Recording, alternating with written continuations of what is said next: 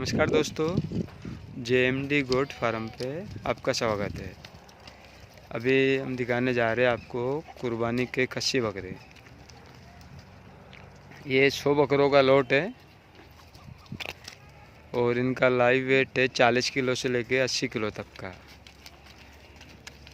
80 kilo के कुछ ही piece है, बाकी 40 से 60 के बीच में है ज़्यादातर।